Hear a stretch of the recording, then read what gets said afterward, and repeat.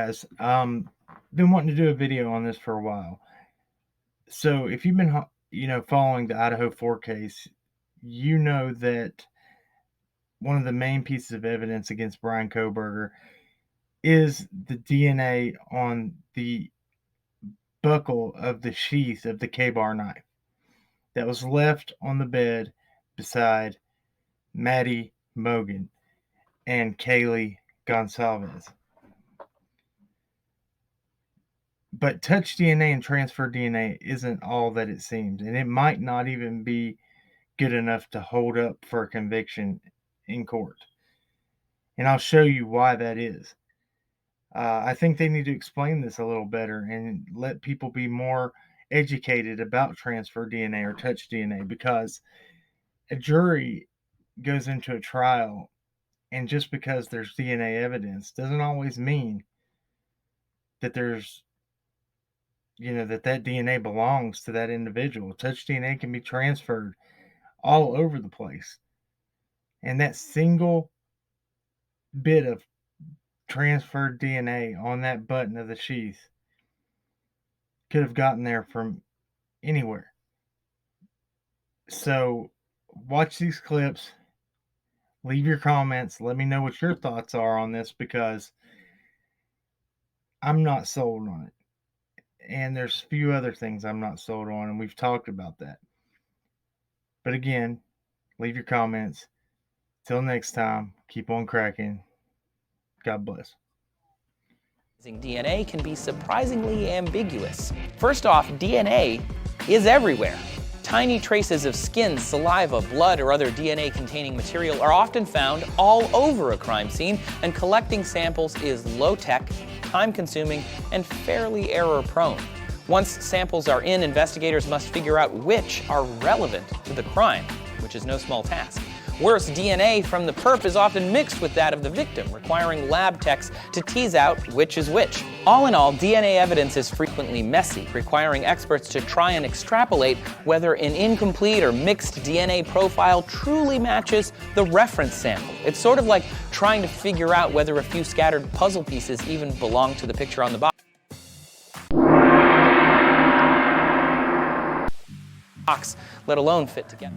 This ambiguity can lead to labs fudging results to help out investigators, or genuine errors in analysis, or even outright fraud. And all that opens the door for false positives in DNA matches. Sadly, there are many examples of misused DNA evidence ruining people's lives. In 1998, Josiah Sutton was arrested and charged with raping a woman in Houston, Texas. A crime lab employee testified at the trial that Sutton was an exact match with the DNA recovered from the scene. He was convicted and spent almost 5 years in prison before a second round of testing found that he was in no way an exact match. That second test didn't make use of any new evidence. It simply interpreted the DNA more accurately. So I'm going to back that up with another example, or another piece of evidence that such DNA has been wrong multiple times. Probably solve some of these problems and make DNA analysis more accurate. But as technology advances, it will also introduce new problems. Someday soon, analysts may be able to detect the genes from a single cell, and we leave our cells everywhere we go. Those cells can travel to places we've never even been. So it's not impossible that your DNA could be found at a crime scene, and cops could knock at your door. That's what happened in 2012 to a man named Lucas Anderson. He was in the hospital at the time of the murder.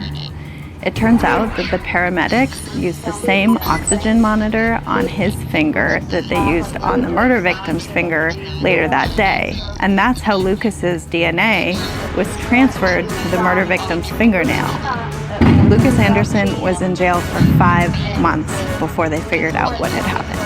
DNA mix-ups wasting valuable time and money. For more than 15 years, investigators in Europe searched for the Phantom of Heilbronn, a criminal mastermind who left identical DNA traces at more than 40 crime scenes across the continent. After an exhaustive manhunt, the DNA in question was finally matched to a factory worker who helped make DNA test kits. So look, we're not arguing that DNA evidence doesn't work because some people don't use it right. DNA fingerprinting has revolutionized forensics, and to date has exonerated 347 wrongly convicted people in the US alone. But there is a perception that DNA testing is both simple and infallible. Jurors tend to overcommit to physical evidence when it's presented as fact by experts. Researchers have even proposed a CSI effect, which is the tendency of juries to expect fast and conclusive DNA evidence in every trial. These are dangerous trends because, as sound as that science is, it's no good to anyone unless it's used within its limits, like any science. And then